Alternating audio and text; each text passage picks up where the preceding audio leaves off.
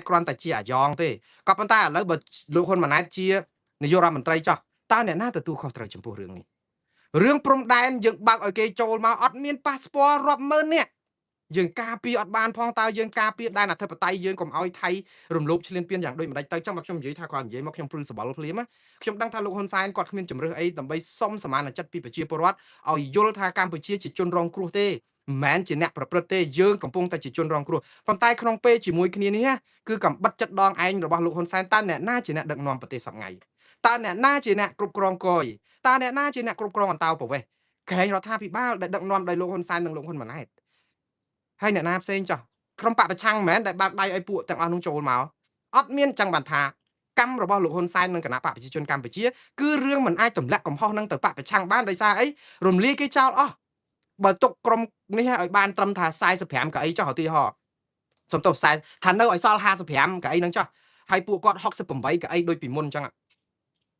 វាបដំប្រសងគ្នាចាប់ផ្ដើមអាចច្អល់ទៅពួកប្រឆាំងបានដែរព្រោះច្បាស់ណាស់ទាំងមានកោតាគណៈបពប្រឆាំងនៅតាមឃុំសង្កាត់តាមស្អីតំបន់ជាដែនអីនឹងមកកណកដឹកមិនបបន្ទោសអីទៅរដ្ឋាភិបាលម្នាក់ឯងចុះខ្លួនឯងក្រែងកាន់ការក្នុងរដ្ឋាភិបាលដែរនេះអានឹងអាចបន្ទោសបពប្រឆាំងបានបើសិនជាបពប្រឆាំងនៅឃើញល្អហ៎នៅពេលដែលមានបពប្រឆាំងនៅយ៉ាងហោចណាស់ក៏អាចជួយស្ដីបន្ទោសបពប្រឆាំងកុំឲ្យធ្ងន់ម្នាក់ឯងដែរតែឥឡូវម្នាក់ឯងសុតសាតព្រោះអីកាទៀវមកតុកតមុកចាញ់លុយម្នាក់ឯងហើយព្រោះតែមកខ្លួនឯងហ្នឹងចង់ហូបតែម្នាក់ឯងហ្នឹងតាំងពីដើមមកអ្នកណាផ្សេងធាក់គេដួលអស់ហើយដូច្នេះតមុកចាញ់លុយទៅហើយតែឥឡូវតមុកអត់ចាញ់លុយម្នាក់ឯងទេគឺគាត់បបួលឲ្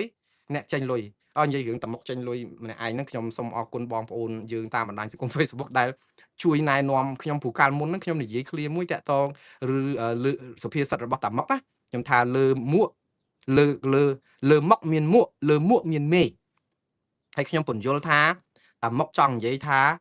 គ្មានអ្នកណាមានអំណាចខ្លាំងជាងតាមុកទេតាមពិតខ្ញុំ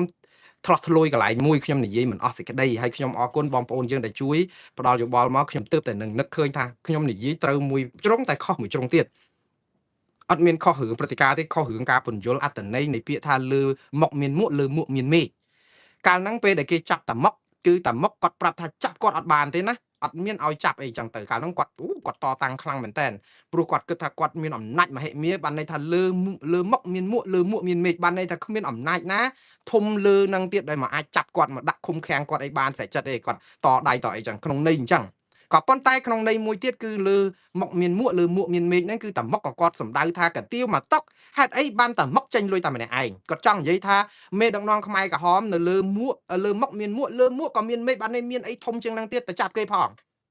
ងអញ្ចឹងខ្ញុំអរគុណដើម្បីឲ្យបងប្អូនបានយល់រឿងនេះខ្ញុំក៏ស្រាយចម្ងល់រឿងនេះឥឡូវវិលមករឿងការសាររបស់ថ្នាក់ដឹកនាំកម្ពុជាដែលប្រាប់ថាខ្លួនជាជនរងគ្រោះតែខ្លួនជាអ្នកកាន់ប្រទេសឥឡូវលោកម៉ែនណាតក៏សួរថាយើងទៅបន្ទោសពួកឆបោកអនឡាញរឿងពីរដែលកម្ពុជាកំបិតចិត្តដងឯងទី1យើងបង្ហាញអំពីការគ្រប់គ្រងប្រទេសបែបធូររលុងបងប្អូនណានេះគឺជាអំពើគ្រោះថ្នាក់ដល់ជាតិមែនតើសន្តិសុខសង្គមសន្តិសុខជាតិសន្តិសុខមាតុភូមិជនបរទេសរាប់ម៉ឺននាក់ចូលមកក្នុងប្រទេសកម្ពុជាដោយអត់លិខិតឆ្លងដែនកុំថារាប់ម៉ឺននាក់សូម្បីតែម្នាក់ក៏អាចនឹងមានផលប៉ះពាល់ចុះបើគេមកធ្វើវិធានសនាឬអបគមឬក៏ធ្វើឃាតមេដឹកនាំរបស់យើងដោយសារតែពួកអនឹងចូលមកបានស្រេចចិត្តតើវានឹងប៉ះពាល់ដល់ស្ថិរភាពនយោបាយកម្ពុជាប៉ុណ្ណាទៅតើវាប៉ះពាល់ដល់សន្តិសុខជាតិយើងប៉ុណ្ណាទៅរឿងនេះគ្រោះថ្នាក់ដល់ជាតិធំណាស់ដែលលោកហ៊ុនសែនហ៊ាននិយាយយ៉ាងរំភើយមនុស្សរាប់ម៉ឺនអ្នកចូលមកក្នុងស្រុកខ្មែរអត់មានប៉ាសពតចូលបានតើស្អីទៅតើគ្រប់គ្រងព្រំដែនខ្មែរយើងយ៉ាងដូចម្ដេចហើយយើងឲ្យគេចូលមកដូចទឹកបាក់ទំនប់ហើយឥឡូវគាត់និយាយហ្នឹងគាត់ស្មានតែរួចខ្លួនត្រង់ន័យថាពួកអស់ហ្នឹងចូលមកច្រើនអញ្ចឹងវាធ្វើឲ្យមានបញ្ហាយើងអត់ដឹងអីហងយើងជាជនរងគ្រោះហ្នឹងពួកអស់ហ្នឹងវាលួចរត់ចូលមកបានចឹងបានន័យថាថៃវាបើកព្រំដែនឲ្យចូលមកព្រោះបើមិនចូលតាមថៃចូលតាមណានេះទៅរករឿងថៃទៀតខ្ញុំថៃខ្ញុំថាត្រូវកោតទោសថៃកុំឲ្យប្រដាក់មាត់ឲ្យសោះថៃឈ្លានពានកម្ពុជាថៃត្រូវតែបកគលទឹកដីថៃដែលដីខ្មែរដែលថៃទៅត្រៀមឈ្លានពានបានយកមកឲ្យខ្មែរវិញអត់មានបាត់1មីលីម៉ែត្រណាខ្ញុំនៅតែកោតទោសថៃគ្មានទីបញ្ចប់ទេដរាបណាខ្ញុំនៅមានដង្ហើមអត់មានប្រដាក់មាត់ទេថៃត្រូវតែទទួលខុសត្រូវចំពោះការសម្លាប់ទាហានខ្មែរចំពោះការសម្លាប់ជនស៊ីវិលខ្មែរចំពោះការបំផ្លិចបំផ្លាញហេដ្ឋារចនាសម្ព័ន្ធកម្ពុជាសពបែបយ៉ាងចំពោះការបិទព្រំដែននិងចំពោះការដែលយកដីខ្មែរទាំង60កន្លែងជាងថៃត្រូវតែទទួលខុសត្រូវលើឆាកអន្តរជាតិមុខតុលាការព្រំដែនអន្តរជាតិមុខតុលាការយុត្តិធម៌អន្តរជាតិអត់មានប្រដាក់មាត់ទេមួនរិទ្ធនឹងកោតទោសថៃដល់ទីបញ្ចប់ក៏ប៉ុន្តែនៅពេលដែលយើងចោទថាថៃជាអ្នកបញ្ជូនជនឆបោកមកចូលក្នុងស្រុកខ្មែរយ៉ាងប្រសើរចា ខ្ញុំជឿថានេះគឺជាសម្ដីខ្វះការទទួលខុសត្រូវខ្ពស់បំផុតរបស់ថ្នាក់ដឹកនាំខ្មែរណាស់ព្រោះយើងជាម្ចាស់ផ្ទះមិនមែនសំខាន់រឿងគេបញ្ជូនគេមកប្រមាណនេះគឺជារបៀបដឹកនាំរបស់យើងដែលគ្មានសមត្ថភាពទប់កុំឲ្យជនបរទេសខ្វះឯកសារឬអីនឹងចូលមកបានតែយើងមិនមានអីឆ្ងល់ទេបងប្អូនយួនចូលមកក្នុងកម្ពុជាយើងខ្វះឯកសារឥឡូវឡើងដល់1លានអ្នកជាងហើយទៅឆ្ងល់អីរឿងជនបរទេសដែលចូលមកអត់ឯកសារនេះកុំធ្វើរឿងដូចរឿងទៅកើតឡើងថ្ងៃមុនដូចធ្លាក់ពីលើមេឃលោកហ៊ុនសែនគាត់ឆ្ងល់នេះគឺក្នុងចិត្តរបស់គាត់នឹងចង់ប្រាប់ប្រជាពលរដ្ឋថាអាណិតរដ្ឋាភិបាលទៅដោយសារថៃឃើញយើងកំពុងស្អប់ថៃព្រោះថៃឆ្លៀតពៀនដីយើងថៃអីឥឡូវឃើញគឺវាធ្វើឃើញថៃដាក់បន្ទុកមកលើយើងឯងយកសម្រាមយកមកជះចោលស្រុកខ្មែរហើយទៅចាប់ផ្ដើមយកអាមជ្ឈមណ្ឌលឆបបោកអនឡាញតាមអីហ្នឹងធ្វើជាលេសវាយធ្វើសង្គ្រាមជាមួយខ្មែរយកដីខ្មែរហើយយកលេសអនឡាញឥឡូវយើងថាអ្នកដែលមេកមីគឺថៃលោកហ៊ុនសែនចង់ប្រាប់បងប្អូនអញ្ចឹងណាបងប្អូនប៉ុន្តែរឿងពីរដែលលោកហ៊ុនសែនអត់បានមើលគឺទី1យើងអត់អាចទប់ព្រំដែនរបស់យើងឲ្យរឹងមាំបានទេដោយសារមន្ត្រីយើងពុកលលួយមន្ត្រីច្រកទ្វារព្រំដែនពុកលលួយមន្ត្រីគយមន្ត្រីអន្តរប្រវេសដកចោលឲ្យអស់ហើយដកទាំងនាយករដ្ឋមន្ត្រីខ្មែរសប្ងៃទៀតគឺលោកហ៊ុនម៉ាណែតផងកុំហើយនឹងលោកសសុខានឹងទៀតដកឲ្យអស់បានយើងប៉ុណ្ណឹងក៏អត់ទាន់គ្រប់ផងដកឲ្យកាត់ទោសអ្នកទាំងអស់នោះទៀតឲ្យសំដោយអ្វីដែលលោកហ៊ុនសែនថាណាបើអត់មានដកតែតំណែងទេណាគឺដកហើយគឺត្រូវផ្ដន់ទៀតទោសនេះនៅក្នុងថ្ងៃហ្នឹងគាត់និយាយចឹងតាប្រយុទ្ធប្រឆាំងការឆបោកអនឡាញហ្នឹងគឺអត់មានអនុគ្រោះឲ្យមន្ត្រីណាកំឋានឯងចូលបកនឹងរាប់សិបឆ្នាំមកកំឋានឯងមានកណោបការៈជាមួយគណៈបកប្រជាជនកម្ពុជាយូរហើយជាអ្នកស្មោះស្ម័គ្រគឺត្រូវដកណែឯងចេញពីតំណែងហើយត្រូវបើណែឯងឆបោកអនឡាញដឹងថាណែឯងមានលុយនៅក្នុងធនាគារទ្រព្យសម្បត្តិដោយសារអំពើទុច្ចរិតនេះគឺថាត្រូវរឹបអូសយកមកជាសម្បត្តិជាតិផ្ដំទាទោសដាក់គុកទៀតរឿងនេះគឺជាកំបិតចិត្តដងរបស់លោកហ៊ុនសែនទៀតហើយលោកសសុខាលោកហ៊ុនម៉ាណែតជានាយករដ្ឋមន្ត្រីជាអីក្រសួងមហាផ្ទៃតើនឹងចាត់ការគាត់យ៉ាងម៉េចបើគាត់ជាអ្នកដឹកនាំប្រទេសគាត់អត់ដឹងអីចឹងហើយរឿងយើងទៅចោទមន្ត្រីថ្នាក់ក្រោមចឹងការងាររបស់យើងគឺមន្ត្រីថ្នាក់ក្រោមរាយការណ៍មកកុហកយើងរួចខ្លួនតែអត់មានស្ថាប័នអូឌីតទេអញ្ចឹងហើយបានថាតែយើងឲ្យអើតាមតាអជ័យធ្លាក់ទឹកតែស្កឥឡូវដល់ពេលស្លាប់ខ្លួនហើយឃើញនៅពេលដែលគេសរសើរឲ្យស្លាប់បង្អាប់ឲ្យរស់ឥឡូវគេសរសើរឲ្យស្លាប់ឥឡូវស្លាប់ហើយឥឡូវកំពុងតែស្លាប់ហើយនេះស្លាប់ទាំងអស់ទាំងលោកហ៊ុនសែនទាំងលោកហ៊ុនម៉ាណែតទាំងលោកសសុខាដោយសារតែលោកហ៊ុនសែនថាចាត់ការកំចាត់ហើយមិនឲ្យរួចខ្លួនចោះអ្នកណាដែលបើកដៃឲ្យអ្នកទាំងអស់នោះមកមើលបងប្អូនសួរមើលអ្នកណាដែលមានសិទ្ធឲ្យចូលតាមព្រំដែនបើមិនមន្ត្រីអន្តោប្រវេសន៍មន្ត្រីគយមន្ត្រីថ្នាក់ដឹកនាំក្រសួងមន្ត្រីថ្នាក់លើហើយនឹងនាយករដ្ឋមន្ត្រីហ្នឹងតើអ្នកណាហើយឥឡូវអ្វីដែលមួយទៀតគាត់កំពុងតែឲ្យយើងស្អប់ថៃរករឿងថាថៃនេះឯងដែលជាមេកមីហើយប្រជាពលរដ្ឋកំពុងតែស្អប់ថៃស្រាប់យើងស្ដាប់មកគឺមែនឯងថៃហ្នឹងហ្មងដែលវានាំអាចឃើញឥឡូវយកមកទម្លាក់ស៊ីបាយស្វាស៊ីបាយលៀបមាត់ប្រពែយកលេសរឿងកាស៊ីណូនៅតាមព្រំដែនអីហ្នឹងវាយយកដីខ្មែរអស់ហើយឥឡូវយកអាឆបោកអនឡាញហ្នឹងធ្វើដូចជាធ្វើអីណាចេញដីកាតាមចាប់លោកកុកអានចេញដីដកសញ្ជាតិលោកលីយ៉ុងផាត់អីលាក់នឹងលាក់អីអញ្ចឹងទៅអាហ្នឹងគឺមើលទៅគឺឲ្យប្រជាពលរដ្ឋមើលទៅលោកហ៊ុនសែននិយាយហ្នឹងត្រូវមែនយើងជាជនរងគ្រោះគឺគេធ្វើបាបយើងគឺឃើញតាមទូទុកមិញអង្គញាយើងអីណាហ្នឹងធ្វើឲ្យយើងហ្នឹងអាក្រក់មែនតើតាមពិតយើងជាជនរងគ្រោះទេរឿងកំហុសឆ្គងរបស់យើងមួយធំណាស់គឺបានន័យថាយើងអត់គ្រប់គ្រងដែនអធិបតេយ្យកម្ពុជាបានកុំថាឡើយគ្រប់គ្រងព្រំដែនកុំឲ្យថៃឈ្លានពានប្រជាពលរដ្ឋបរទេសចូលមកអត់ប៉ាសពតរាប់រយរាប់ម៉ឺនរាប់សែនអ្នកបែបនេះតើវាធ្វើឲ្យទឹកដីយើងនឹងក៏ស្រួលមកម្លេះអានេះគឺជាគ្រោះថ្នាក់សម្រាប់ជាតិមួយធំណាស់ហើយខ្ញុំមិនជឿថាហេតុអីបានជាលោកហ៊ុនសែនហ៊ានប្រើភាសានឹងសោះខ្ញុំដឹងថាគាត់ចង់និយាយលួងចិត្តឲ្យប្រជាពលរដ្ឋដឹងថាអានឹងយើងជាជនរងគ្រោះមកពីថៃមកពីអីចឹងមិនថៃនឹងអាក្រក់អីចឹងប៉ុន្តែអត់ទេកំបិតចិត្តដងឯងហើយព្រោះអីគេមើលឃើញភាពអសមត្ថភាពរបស់មន្ត្រីខ្មែរហើយឥឡូវរៀលដាល់ឲ្យលោកសសុខារៀលដាល់ដល់លោកហ៊ុនម៉ាណែតដែលជានាយករដ្ឋមន្ត្រីជារដ្ឋមន្ត្រីក្រសួងមហាផ្ទៃអីហ្នឹងតើនឹងចាត់ការពួកគាត់យ៉ាងដូចម្ដេចតើគាត់ទៅបកស្រាយយ៉ាងម៉េចចំពោះប្រជាពលរដ្ឋខ្មែរនៅទូទាំងប្រទេសអំពីភាពឆក់ល្វែងនិងការដឹកនាំរដ្ឋដែលកជឿធ្លុះបែបនេះអាហ្នឹងរឿងមួយរឿងទី2នៅពេលដែលលោកហ៊ុនសែននិយាយបែបនេះហើយចង់បង្ហាញឲ្យឃើញអំពីថៃអាក្រក់គឺយើងបង្ហាញឲ្យឃើញអំពីបញ្ហាផ្ទៃក្នុងរបស់កម្ពុជាដែលកំពុងទល់ពធូរហើយយើងឥឡូវនេះចាប់ផ្ដើមព្រំដែនអត់ទាន់មានដំណោះស្រាយទេណានៅពេលដែលយើងនិយាយថាថៃជាដើមហេតុនៃអំពើឆបោកអនឡាញគឺយើងកំពុងតែឲ្យមានអារិភាពឆ្លោះគ្នាជាមួយថៃឲ្យកាន់តែខ្លាំងអត់មានចិត្តគ្នាទេហើយទៅផ្សះផ្សាចរចាគ្នាគ្មានពេលចរចាទេអាហ្នឹងគឺយើងបិទផ្លូវកន្លែងហ្នឹងប៉ុន្តែកម្ពុជាយករួចខ្លួនមួយដែរលៀងខ្លួនដែរដោយសារអីថារឿងហ្នឹងបើតម្លាក់បាល់ឲ្យថៃទៅយើងរួចខ្លួនណាតែវាអត់រួចខ្លួនត្រង់អីគឺយើងបង្ហាញអំពីភាពធូររលុងនៃការអនុញ្ញាតឲ្យជនបរទេសហ្នឹងចូលមកប្រទេសកម្ពុជាច្រើនពេកហើយឥឡូវនេះគឺបញ្ហាវាជាភ័ព្វល្អដូចខ្ញុំនិយាយចឹងថាខ្មែរយើងដោយសារយើងក្រយើងអត់មានលុយចាញ់បោកក្រុមឆបោកនេះអត់មករល$500 $1000 ទេគេរចាប់ពី$10000ឡើងទៅព្រោះអីគឺគោលដៅគេគឺអាមេរិកកាណាដាអូស្ត្រាលីអង់គ្លេសអីណា គេអត់មានមកគូដៅខ្មែរយើងប្រហែលទេប៉ុន្តែយកខ្មែរជាមជ្ឈមណ្ឌលហើយអ្វីដែលគួរឲ្យភ្ញាក់ផ្អើលមួយទៀតដែលជាកំបិតចិត្តដងឯងដែរនៅពេលដែលលោកហ៊ុនសែនចោទថាអ្នកទាំងអស់នេះគឺជាអ្នកដែលធ្វើឲ្យខ្មែរយើងបាក់មុខបាក់មាត់អ្នកទាំងអស់នេះ120,000អ្នកនេះដែលអង្គការ UN រកឃើញនេះណាគឺជាជនរងគ្រោះនៃអំពើឆបោកអនឡាញដែរអង្គការសហប្រជាជាតិគេចាត់ទុកថាអ្នកដែលឆបោកគេនេះដែលជាកូនកបាត់គេនេះដែលលើកទូរស័ព្ទលើកអីទៅឆបោកគេនេះគឺជាជនរងគ្រោះនៃមេខ្លោងឆបោកពីលើមួយទៀតដើម្បីជួលពួកគាត់ដើម្បីឲ្យឆបោកដូចរបបខ្មែរក្រហមអញ្ចឹងណាបងប្អូនតែហ៊ានខ្មែរក្រហមដែលសម្លាប់មនុស្សហ្នឹងណាភាគច្រើនគឺជាជនរងគ្រោះនៃមេខ្មែរក្រហមដែលបំពាក់បំពន់មនុស្សគុំវិជាឲ្យពួកគាត់សម្លាប់មនុស្សដល់ចុងក្រោយទៅហ៊ានខ្មែរក្រហមកម្មាភិបាលខ្មែរក្រហមមួយចំនួនជាជនរងគ្រោះនៃអំពើរបស់ខ្មែរក្រហមហ្នឹងឃើញនៅបើយើងសួរថាជនរងគ្រោះមិនគាត់សម្លាប់គេមកកណោជាការពិតគាត់សម្លាប់ដោយសារតែបើគាត់មិនសម្លាប់គេសម្លាប់គាត់ឥឡូវវិលមករឿងឆបោកអនឡាញគាត់ជាជនរងគ្រោះនៃមេឆបោកអនឡាញដែលយកគាត់ជាចំណាប់ខ្មាំងអ្នកខ្លះមកឲ្យក្នុងបន្ទប់ឲ្យចាក់សោឲ្យធ្វើរបរឆបោកគេហ្នឹងគឺអត់ឲ្យចេញទេគឺចាប់ធ្វើទរណកម្មឆក់ខ្សែភ្លើងអ្នកខ្លះលុបចោលពីលើអាគារសម្រាប់ខ្លួនទៀតគាត់ខ្លាចជាជនរងគ្រោះប៉ុន្តែគាត់ក៏ជាអ្នកប្រព្រឹត្តដែរព្រោះគាត់ជាអ្នកឆបោកអញ្ចឹងសំណួរសួរទៅវិញថាអ្នកទាំងអស់នេះដែលលោកហ៊ុនសែនថាមកប្រសាចនេះហេតុអីបានជាមកបានអត់មានប៉ាសពតសោះមកប្រខូចឈ្មោះខ្មែរមិនមែនអញ្ចឹងទេគាត់ជាជនរងគ្រោះនៃអំពើឆបោកហើយនៅក្រោមកក្លៀករបស់អាជ្ញាធរបើកអាគារពេញផ្ទៃប្រទេសយើងកាងគ្រប់ខេត្តយើងអត់ដែលដោះស្រាយផងហ្នឹងធ្វើឲ្យពួកអស់ហ្នឹងនៅដែលឆបោកហើយសំខាន់គឺតើណាជាមេខ្លោងអ្នកសំណួរនៅកន្លែងហ្នឹងយើងកុំទៅចោទប្រកាន់ជនរងគ្រោះខ្ញុំនៅតែគិតថាតែខ្ញុំតែជាជនរងគ្រោះគឺខ្ញុំការពាររយុត្តិធម៌ឲ្យគាត់បើទោះបីជាគាត់ជាអ្នកប្រព្រឹត្តនៃអំពើឆបោកដែលធ្វើឲ្យប្រជាពលរដ្ឋជាច្រើននៅអាមេរិកនៅអីខ្លះជាជនរងគ្រោះតែគាត់ក៏ជាជនរងគ្រោះនៃអំពើចាប់ចម្រិតឬក៏លួងលោមឬក៏ទរណកម្មឬក៏អីដើម្បីឲ្យពួកគាត់ខ្លាយទៅជាអ្នកឆបោកអនឡាញ120,000អ្នកហ្នឹងជាជនរងគ្រោះដែរអញ្ចឹងបានន័យថាម៉េចមេខ្លោងនៅឯណាមេខ្លោងគឺលោក Gen Z នឹងមួយឯដែលអាមេរិកដាក់នៅក្នុងបញ្ជី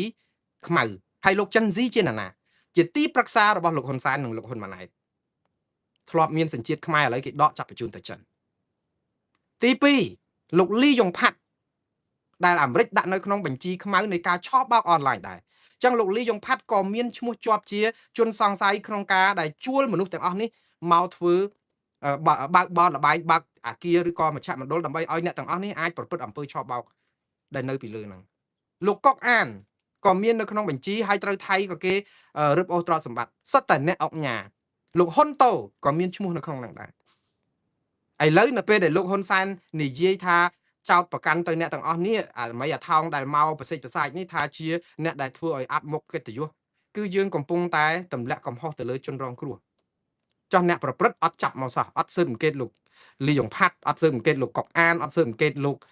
ហ៊ុនតូឬក៏អីណានោះសោះខ្ញុំនិយាយថាស៊ើបអង្កេតនេះគឺពួកគាត់រងការសង្ស័យទេគាត់មិនមែនជាអក្រិតជនហើយក៏យើងមិន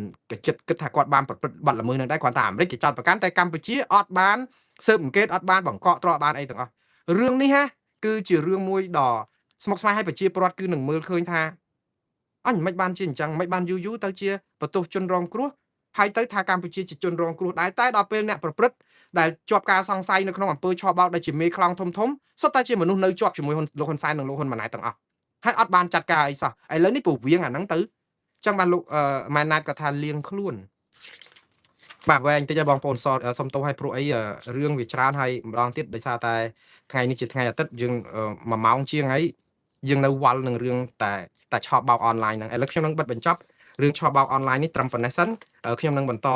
ទៅព័ត៌មានបន្ថែមទៀតអញ្ចឹងបងប្អូនដឹងហើយគឺ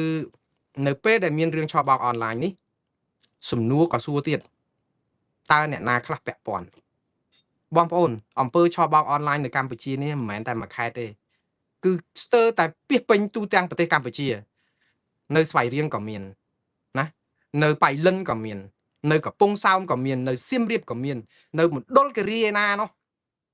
នៅខេត្តចុងកាត់មាត់ញោកឯណានោះក៏មាននិយាយទៅគឺគ្រប់វាចូលទៅគ្រប់កន្លែងទាំងអស់អញ្ចឹងបានន័យថាម៉េចអភិបាលខេត្តគ្រប់ខេត្តទាំងអស់ហ្នឹងក៏អត់ដឹងអីសោះអញ្ចឹងមេប៉ូលីសប៉ុស្តិ៍នៅគ្រប់ប៉ុស្តិ៍ទាំងអស់ហ្នឹងអត់ដឹងអីសោះអញ្ចឹងឬមួយក៏ធ្វើមិនដឹងតែយ៉ាងណាថ្ងៃនេះយើងឃើញលោកហ៊ុនសែនស្រែកមកវ៉ាស់ពេលដែលលោកហ៊ុនសែនស្រែកមកវ៉ាស់គឺស្រែកឲ្យចាត់ការ មន្ត្រីក្រោមស្ទុះមកវឹងប្រឹងចាត់ការខ្លះដូចភ្លើងច្បាំងដែរហើយអ្នកណាមន្ត្រីចាត់ការហ្នឹងខ្ញុំអានសាររបស់មន្ត្រីថ្នាក់ក្រោមដែលគ្រាន់តែចេញភ្លាមគឺឃើញសារមុនគេគឺពីអ្នកស្រីបានស្រីមុំអ្នកស្រីបានស្រីមុំហ្នឹងគឺជាអភិបាលខេត្តបៃលិនហើយខេត្តបៃលិនហ្នឹងក៏ជាប់ព្រំប្រទល់ជាមួយថៃដូច្នេះក៏រងការសង្ស័យពីរឿងបើកដៃឲ្យពួកឆបបោកអនឡាញចូលនៅក្នុងហ្នឹងយ៉ាងកក្រើកដែរឥឡូវនេះដល់ពេលឮលោកហ៊ុនសែនឲ្យចាត់ការគឺគាត់ចាប់ផ្ដើមចេញសារធ្វើដោយអត់ដឹងអីទេគឺអត់ដឹងអីហងចង់ចាប់ផ្ដើមពង្រឹង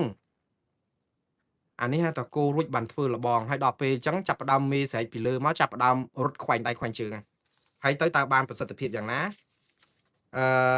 នេះប្រសាសន៍របស់អ្នកស្រីបានស្រីមុំ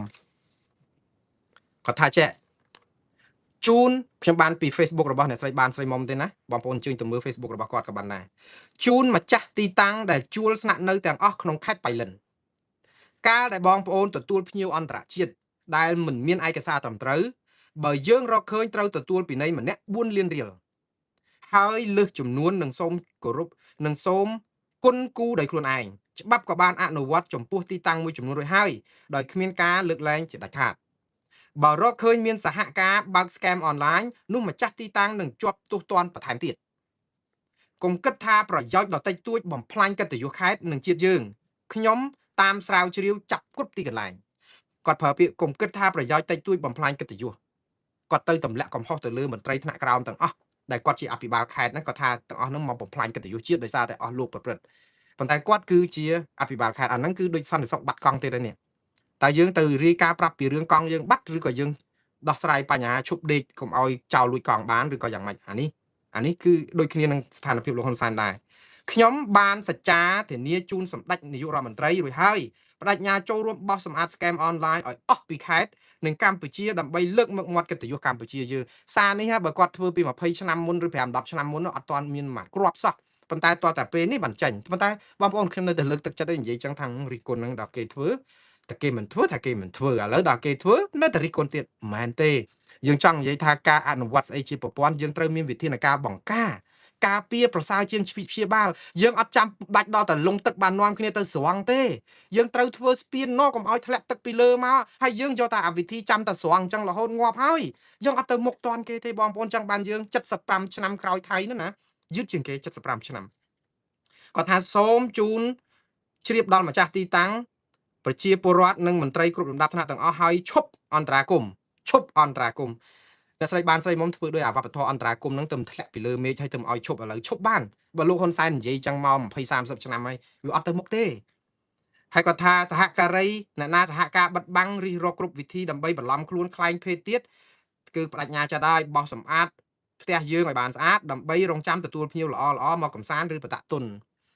គេឈ្មោះរបស់កម្ពុជានេះខ្ញុំប្រាប់10ទៅ15ឆ្នាំទៀតអត់ដឹងស្ដារបានប៉ុណ្ណាផងខ្ញុំហ៊ានធានារឿងយើងស្ដារពីដើមខ្សែនោះប្រជាធិបតេយ្យសិទ្ធិមនុស្សខ្ញុំថាដើម្បីស្ដារមុខមាត់កម្ពុជាលើឆាកអន្តរជាតិណាហើយបើជារដ្ឋាភិបាលកម្ពុជាធ្វើនយោបាយប្រជាពិធដើម្បីពង្រៀងការចាប់អារម្មណ៍ឬក៏បង្កើតព្រឹត្តិការណ៍ដើម្បីឲ្យបងប្អូនភ្លេចរឿងព្រំដែនអីយ៉ាងណាក៏ខ្ញុំអត់មានទោសមនិញទេដោះលែងលោកកឹមសុខាជាបន្ទាន់នឹងអត់លក្ខខណ្ឌរឿងនឹងមួយគឺអស់លោកនឹងធ្វើឲ្យស្ថានភាពបានប្រសើរច្រើនប្រជាពលរដ្ឋដែលមួម៉ៅក្តៅកាហាយអីជាមួយនឹងរដ្ឋាភិបាលអាចធ្វើម៉េចឥឡូវគេដោះលែងហើយអញ្ចឹងខ្ញុំនៅតែលើកទឹកចិត្តឲ្យរដ្ឋាភិបាលកម្ពុជាដោះលែងលោកកឹមសុខាឲ្យឆាប់តាមដែលអាចធ្វើទៅបានហើយគ្មានលក្ខខណ្ឌទេចាប់ផ្ដើមពីនឹងទៅសម្រេចគ្នាទៀតហើយបើអត់ទេវែកចោលអានេះជាវិធីវែកចោលទេប៉ុន្តែណាហើយរដ្ឋាភិបាលនិងមន្ត្រីជាន់គ្រប់ជាន់ថ្នាក់គេគ្មានស្អីធ្វើអីក្រៅពីដោះស្រាយបញ្ហាឆេះរោលរៀលហ្នឹងគឺចង់នាំគ្នាយកបង់យករបួសអីយកគ្រាន់បិទទៅមិនមែនជាការព្យាបាលជំងឺទេជំងឺមហារីកនេះណាតលតែដាក់ថ្នាំកេម៉ូថេរ៉ាពីជ្រុះសក់អីហ្នឹងឥឡូវហ្នឹងយើងកំពុងតែយកស្អីយកមកបៀកលាបនៅខាងក្រៅហ្នឹងវាបានមួយឆាវហ្នឹងឯងបាត់លមាស់បាត់អីតិចទៀតទៅខាងក្នុងស៊ីរួងផ្ទៃក្នុងអស់ដែរវាដូចថានិយាយទៅដំណាក់កាលជំងឺគឺដំណាក់កាលចូលដល់ត្រៀមបញ្ជូនទៅប្រឆា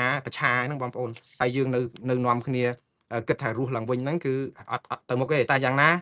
ទៅទៀតលើកទឹកចិត្តប៉ុន្តែអាយុទ្ធនាការនេះណាបើសិនជាដោះស្រាយតែមន្ត្រីថ្នាក់ក្រោមហើយអត់កម្ចាត់មន្ត្រីថ្នាក់លើទេអត់មានប្រសិទ្ធភាពទេព្រោះអីរឿងអីក៏ដោយបើរឿងកើតនៅខេត្តបៃលិនណាអភិបាលខេត្តបៃលិននឹងទទួលខុសត្រូវដកគាត់ចោល បើរឿងនឹងកើតឡើងនៅក្រុងបរសៃអនុគឺដកអភិបាលខេត្តបរសៃអនុបើរឿងនឹងកើតនៅភ្នំពេញគឺដកអភិបាលក្រុងភ្នំពេញចេញតែម្ដងហើយអ្នកដែលទទួលខុសត្រូវគឺនាយករដ្ឋមន្ត្រីក្រសួងការពារជាតិហ្នឹងក្រសួងមហាផ្ទៃលោកសសុខានិងលោកនាយករដ្ឋមន្ត្រីហ៊ុនម៉ាណែតក៏ត្រូវដកចេញពីទូនាទីដែរព្រោះយើងមើលការខុសត្រូវនឹងទាំងអស់ហ្នឹងយើងធ្វើមិនទៅបន្ទោសគ្នាថ្នាក់ក្រោមគ្នាធ្វើទៅតាមថ្នាក់លើហ្នឹងដែលបើយើងដែលមានសហវិមជ្ឈការមកពីណាខ្មែរយើងអំណាចប្រមូលផ្ដុំនៅលើតាមអាយុហើយណានេះបើគុំលោកហ៊ុនសែនស្រែកមកវ៉ាស់អត់មានសារធ្លាក់ពីអ្នកស្រីអឺបានស្រីមុំឬក៏មានចំណាត់ការហើយចំណាត់ការហ្នឹងឃើញដូរអភិបាលខេត្តមួយសរសើរដែរខ្មែរយើងគឺថាប្រកែណាស់ដូរអភិបាលខេត្តដកអភិបាលខេត្តលោកថនសវុនបាទលោកថនសវុននេះគឺដកគាត់យកមកធ្វើជារដ្ឋលេខាធិការក្រសួងមហាផ្ទៃវិញដកពីអភិបាលខេត្តយកមកដាក់ជារដ្ឋលេខាធិការរដ្ឋលេខាធិការគឺជាកម្រិតនៃក្រសួងគ្រប់គ្រងផ្ទៃប្រទេសឯអភិបាលខេត្តគ្រាន់តែជាអភិបាលខេត្តមួយដល់អញ្ចឹងបើមើលទៅអញ្ចឹងដកពីទូចយកមកឲ្យធំវិញទៀតអញ្ចឹងខុសអីប្រកាសហើយបើសិនជាដកមកដើម្បីឡើងឋានៈអញ្ចឹងងាប់ហើយប្រជាពលរដ្ឋរិះគន់ងាប់ហើយអញ្ចឹងអ្នកដែលត្រូវដកនេះគឺអភិបាលខេត្តមណ្ឌលគិរីបាទគឺលោកថនសវុនត្រូវបានបរិជ្ជក្រិតឬក៏លោកហ៊ុនសែនចុះហត្ថលេខាថ្ងៃ23ខែឧសភានេះទៅដកឯនេះដកម្សិលមិញហើយទៅក៏តែងតាំងលោកគង់កំនីបាទជាអភិបាលខេត្តមណ្ឌលគិរីថ្មីហើយគង់កំនីហ្នឹងគឺដកថ្ងៃហ្នឹងតែងតាំងលោកគង់កំនីថ្ងៃហ្នឹងដកលោកថនសវុនថ្ងៃហ្នឹងតែងតាំងលោកគុណកំនីថ្ងៃហ្នឹងប៉ុន្តែអត់ប្រាប់ថាដករឿងអីទេរឿងឆបោកអនឡាញឬក៏រឿងអីប៉ុន្តែរឿងមណ្ឌលគិរីនេះក៏ល្បីរឿងឆបោកអនឡាញដែរអញ្ចឹងខ្ញុំអាចគិតថាដោយសាររឿងឆបោកអនឡាញហ្នឹងបានដកលោកថនសវុនចេញដែលដាក់លោកគុណកំនីឲ្យដកលោកថនសវុនហ្នឹងនិយាយពីប្រជាពលរដ្ឋជនជាតិដើមភាគតិចនៅមណ្ឌលគិរីហ្នឹងគឺថាចេញសារមកច្រើនណាសុំអង្វរកុំឲ្យដកអីព្រោះអីថាលោកថនសវុននឹងជួយជនជាតិដើមភាគតិចអីច្រើនអីទៅប៉ុន្តែលោកហ៊ុនសែន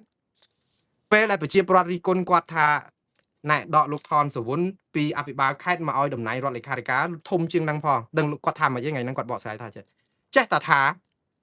អភិបាលខេត្តឯណាមានតំណែងធំជាងរដ្ឋលេខាធិការអភិបាលខេត្តហ្នឹងគឺបានន័យថាគ្រប់គ្រងដែនអធិបតេយ្យឬក៏ជាអ្នកដែលមាត់ជាផ្នែកជាច្រមុះរបស់រដ្ឋាភិបាលផងនាយសេនាធិការរបស់រដ្ឋាភិបាលប្រចាំទូទាំងប្រទេសផងបានន័យថាជាអភិបាលខេត្តហ្នឹងគឺកំណត់ខ្ពស់ហើយគាត់និយាយចឹងចឹងមកដកឲ្យរដ្ឋលេខាធិការហ្នឹងទូទៅលោកហ៊ុនសែនក៏ចង់ប្រាប់បងប្អូនថាកម្រិតប៉ុណ្ណឹងអត់ធំទេប៉ុន្តែអ្វីដែលលោកហ៊ុនសែននិយាយឲ្យពំតំណោតខ្លួនឯងហ្នឹងវាអញ្ចេះនៅក្នុងថ្ងៃតែមួយហ្នឹងគាត់និយាយថាអត់មានដកតែតំណែងទេណា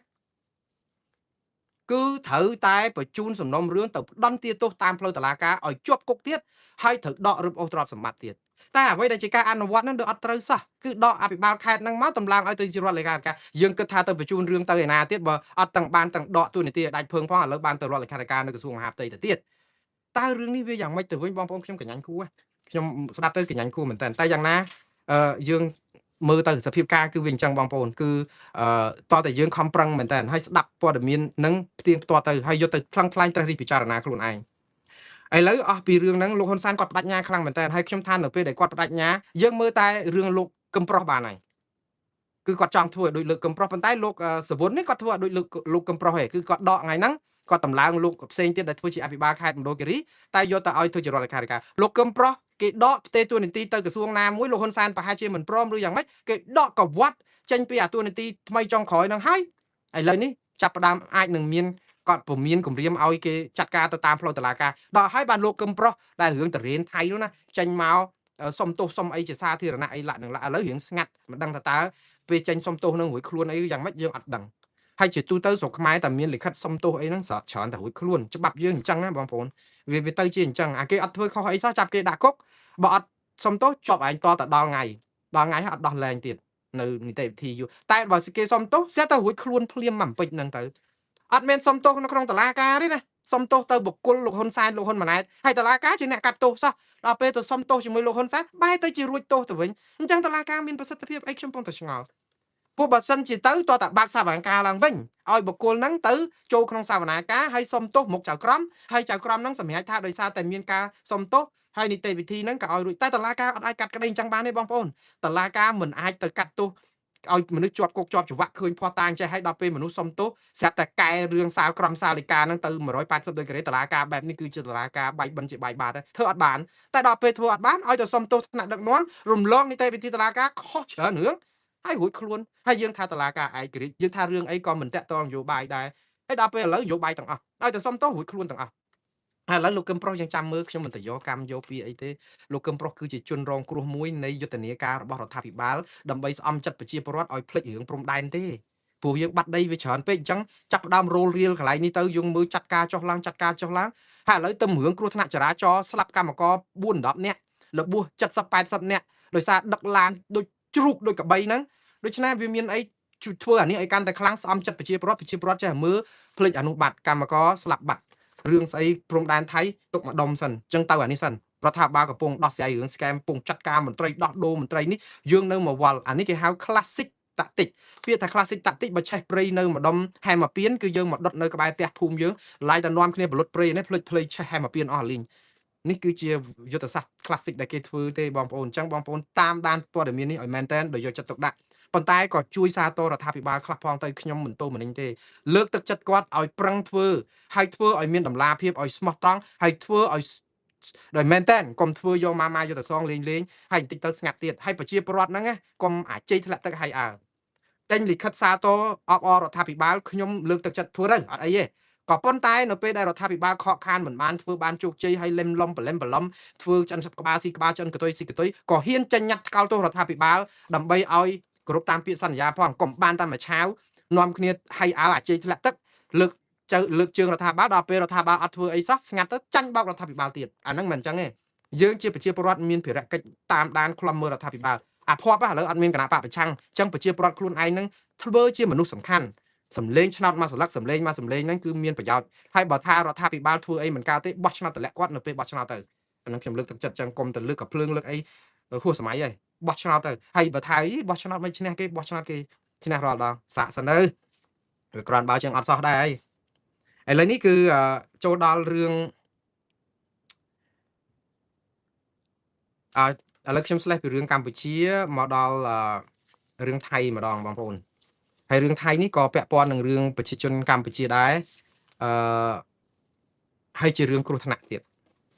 រឿងព្រំដែនយើងអត់ទាន់បាត់ទេណាកុំអានមករវល់រឿងឆបោកអនឡាញនេះកាត់ឡើងស្វ័យ30ឆ្នាំហើយយើងគ្រាន់តែចាប់ផ្ដើមពង្រៀងការចាប់អារម្មណ៍រឿងព្រំដែនទេព្រំដែនកំពុងតែក្តៅកគុកហើយម៉ោងនេះហើយខ្ញុំនិយាយក្តៅកគុកហ្នឹងអ្នកខ្លះគេថាញុះញង់ទៀតហើយសេចក្តីថ្លែងការណ៍របស់ក្រសួងការពារជាតិខ្លួនឯងទេព្រំដែនក្តៅហ្នឹងដោយសារអីថ្ងៃនេះក្រសួងការពារជាតិរកឃើញថាទាហានថៃបាញ់22គ្រាប់គឺក្នុងតំបន់អូស្មាច់ម្សិលមិញក្រុម AOT អាស៊ានដឹកនាំដោយក្រុមម្ចាស់ផ្ទះអាស៊ានហ្វីលីពីននិងប្រធានបដូវវេនហ្វីលីពីនគេចុះទៅទៀតទៅអូស្មាច់តែខ្ញុំថាទៅបានតែគេបាញ់ទេទៅបានគេបាញ់ទៅបានគេបានតែរូបថតបានតែប៉ុណ្្នឹងឯងបានតែធ្វើឲ្យស្ថានភាពហ្នឹងវាច្បល់ទេព្រោះវាអត់ទៅរើបលាលួសបានវាអត់ទៅដកកុងតឺន័រអីបានទេពួកគាត់ទៅហ្នឹងគឺដើម្បីឲ្យទៅដើម្បីតាមដានថៃមួម៉ៅបាញ់ប្រាវហើយដល់អញ្ចឹងយើងចាប់ផ្ដើមឆ្លើយឆ្លងគ្នាចោតគ្នាទៅវិញទៅមកកាលលោកមុនបាញ់មកប្រាវ9គ្រាប់ថៃគេថាអានឹងបាញ់ផាវបង្អើលក្រុមអ្នកស្អីសង្កេតការអាស៊ានហ្នឹងហើយនឹងជនជាតិអង់គ្លេសម្នាក់ដែលឈ្មោះស្អី Kevin Smith ខ្មែរហ្នឹងទៅអញ្ញាក្បែរព្រំដែនហ្នឹងគេបាញ់ប្រាវទៅរត់ចាច់ជាងគ្នាចឹងទៅហើយឥឡូវទៅទៀតតែម្ដងនេះគេអត់បាញ់ពេលដែល AOT នៅទេគឺតើចេញមក23គឺ AOT ចូលអ្នកសង្កេតការអាស៊ានចូលទៅដល់អូស្មាច់ពេលដកខ្លួនមកវិញថ្ងៃ24ថ្ងៃហ្នឹងគេបាញ់មកប្រាវ22គ្រាប់ហើយ22គ្រាប់នេះគឺអ្នកស្រីម៉ាលីសុជាតាគាត់ថាអញ្ចេះហើយចាំមើលទៅឲ្យតែបាញ់ចុះបាញ់ឡើងនឹងអត់យូរទេបងប្អូនអត់យូរទេព្រោះវាធម្មតាស្ថានភាពព្រំដែនមានដំណោះស្រាយតើវាស្ងាត់មានស្ងាត់ឯណាបាញ់ក្រសួងការពារជាតិកម្ពុជាតាមរយៈអ្នកស្រីម៉ាលីសុជាតាតវ៉ាទៅយោធាថៃរឿងយោធាថៃខ្វះវិន័យត្បិតលឺសូបាញ់កំភ្លើងចំនួន22គ្រាប់នៅតំបន់ច្រកអន្តរជាតិអូស្មាច់អានេះគឺក្រសួងការពារជាតិថាយោងតាមព័ត៌មានទទួលបានពីយុទ្ធភូមិភាគទី4នៃកងយុទ្ធពលខេមរៈភូមិន្ទកម្ពុជាបានបញ្ជាក់ថានៅព្រឹកថ្ងៃទី24ខែឧសភាម៉ោងប្រមាណ 9:24 នាទីដល់ម៉ោង 10:10 នាទីមានលឺសំឡេងបាញ់កំភ្លើងចំនួន22គ្រាប់នៅតំបន់ច្រកអន្តរជាតិអូស្មាច់ខេត្តឧត្តរមានជ័យទឹកដីកម្ពុជាដែលកំពុងត្រូវបានកាន់កាប់ដោយខុសច្បាប់ដោយយោធាថៃម៉ាត់ណាក៏កាន់កាប់ដោយខុសច្បាប់ដោយយោធាថៃតែយើងសញ្ញេឲ្យគេកាន់កាប់សោះហ្នឹងតកតងទៅនឹងករណីនេះក្រុមការងារទំនាក់ទំនងរបស់យុទ្ធភូមិភាគទី4កម្ពុជាបានធ្វើលិខិតតវ៉ាទៅក្រុមទំនាក់ទំនងរបស់កងទ័ពភូមិភាគទី2របស់ថៃដើម្បីឲ្យភាគីថៃធ្វើការផ្ទៀងផ្ទាត់និងរឹតបន្តឹងវិធានការគ្រប់គ្រងវិន័យកងទ័ពរបស់ខ្លួនឲ្យបានរឹងមាំ និងគោរពឲ្យបានម៉ត់ចត់ឲ្យបានពេញលេញនៅសេចក្តីប្រកាសរួមរបស់គណៈកម្មាធិការព្រំដែនទូទៅកម្ពុជាថៃ GBC កាលពីថ្ងៃទី27ខែធ្នូឆ្នាំ2025បានតវ៉ាអញ្ចឹងទៅហើយបានអីដដែលខ្ញុំថាសាំយើងធ្វើឲ្យសាំមែនតើទៅក្បែរគេបាញ់ប្រាវទៅក្បែរគេច្អល់មុខគេភ្ជង់កាភ្លើងគេអីទៅរដងណាក៏មានបញ្ហាអត់បានទៅរើបន្លាលួសអត់បានទៅហើយអត់បានរាយការណ៍ទៅទៀត AOT របស់អាស៊ាននឹងអត់មានធ្វើសន្និសិទសារព័ត៌មានប្រាប់មកថាឥឡូវនេះឃើញចេះក1ខ2អត់ក៏ទៅគឺសង្ហារឹមសុតសាតឲ្យតែយកទៅរូបថតតែរឿងដែលត្រឹមត្រូវត្រូវប្តឹងថៃទៅតុលាការយុត្តិធម៌អន្តរជាតិព្រមទាំងអន្តរជាតិអត់ប្តឹងយើងទៅតែចែកទៅជាមួយអាដៃគូដែលលែងស្ដាប់គ្នានិយាយទៅខ្ញុំអត់យល់តែម្ដងប្តីប្រពន្ធឆ្លោះគ្នាវាយគ្នាបែកដេរាប់ធ្នេយើងទៅហៅមកចរចាបែកធ្នេដេម្នាក់ហ្នឹងមកវាយទៀតលើព្រោះអីគេវាយយើងបែកហើយយើងទៅអោបជើងឲ្យគេមកវាអត់ត្រូវការហៅគាត់មកឲ្យវាយទៀតទេគឺយើងត្រូវទៅរកមេភូមិទៅរកមេឃុំរកចៅសង្កាត់ប៉ូលីសឬក៏តុលាការមកឲ្យជួយសម្របសម្រួលយ៉ាងហោចណាស់ក៏យើងទៅរកអាជ្ញាកណ្ដាលណាមួយមកទប់ជជែកគ្នាកុំឲ្យគាត់វាយទៀតដែរតែយើងអត់អីមកវាយអីវាយទៀតហើយទៅក្បែរហ្នឹងទៅហើទៅក្បែរចិត្តគេបាញ់ប្រាវទៅក្បែរចិត្តគេបាញ់ប្រាវតើអស់លោកធ្វើអីគេឲ្យប្រកាសខ្ញុំពងតែឆ្ងល់ហើយប្រាប់ថាអាហ្នឹងគឺដើម្បីទៅមើលតាមដានស្ថានភាពតើថៃបំពេញឈ្លានពានថៃបំពេញឈ្លានពានស្អីទៀតបើគេដាក់កុងតឺន័រគេចាក់បេតុងនៅជាប់ហ្នឹងអស់ហើយហ្នឹងហើយយើងទៅដងណាក៏ឃើញហ្នឹងហើយមួយឆ្នាំហើយហ្នឹងវាសំខាន់គឺគេនៅយើងអត់ប្តឹងតែប៉ុណ្្នឹងទេឥឡូវចូលដល់ព័ត៌មានបន្តទៀតបងប្អូននាយករដ្ឋមន្ត្រីថៃនៅសំទោសនាយករដ្ឋមន្ត្រីថៃអួតប្រាប់ប្រជាពលរដ្ឋថៃនៅបារាំងថារឿងថៃបាត់ដីទៅខ្មែរគឺគ្មានជាដាច់ខាតមានតែបានដីពីខ្មែរមកវិញហើយនឹងថៃឲ្យគង់វង្សទៀតផងទៅហៅគេចរចាទៅមើលសម្ដីគេទៅហើយទៅយើងនៅពេលផ្សាយរបស់ថៃនឹងនិយាយពីខ្មែរឯងនឹងថាយើងនឹងសពួកក្បត់ជាតិទៅយកព័ត៌មានពីថៃមកផ្សាយដើម្បីបំរើមហិច្ឆតារបស់ពួកថៃអស់លោកនៅកាច់នៅក្នុងដងហ្នឹងបើអត់យកព័ត៌មានថៃយកមកផ្សាយហ្នឹងចាំស្ដាប់ព័ត៌មានអស់លោកមែនសិតតែព័ត៌មានប្រជាពិធដ្ឋហ្នឹងអាគេទៅដល់កាហែងណាក៏យើងនឹងនៅតែមហាលុតផ្លោះអស្ចារនៅតែឈ្នះនៅតែអស្ចារអញ្ចឹងយើងផ្សាយព័ត៌មានបោករហូតដែរហ្នឹងរួចទៅឲ្យគេចាំតាមស្ដាប់តែព័ត៌មានពួកខ្លួនព័ត៌មានសេរីឯករាជ្យបិទគេចោលអស់ហើយយកតែព័ត៌មានប្រជាពិធដ្ឋនឹងឃោសនានឹងមកឲ្យគេស្ដាប់ខ្លួនហើយតែពេលផ្សាយពីថៃមកយើងថាយកព័ត៌មានថៃដែលបំរើមហិច្ឆតាថៃឥឡូវបើអត់ស្ដាប់ព័ត៌មានថៃស្ដាប់ព័ត៌មានខ្មែរមែនព័ត៌មានខ្មែរប្រហែលដែលនិយាយថានាយករដ្ឋមន្ត្រីថៃបានទៅដល់ប្រទេសបារាំងជួបលោកម៉ាន់ម៉ាក្រុងហើយនិយាយពីរឿងព្រំដែនថៃជួបជាមួយជនជាតិ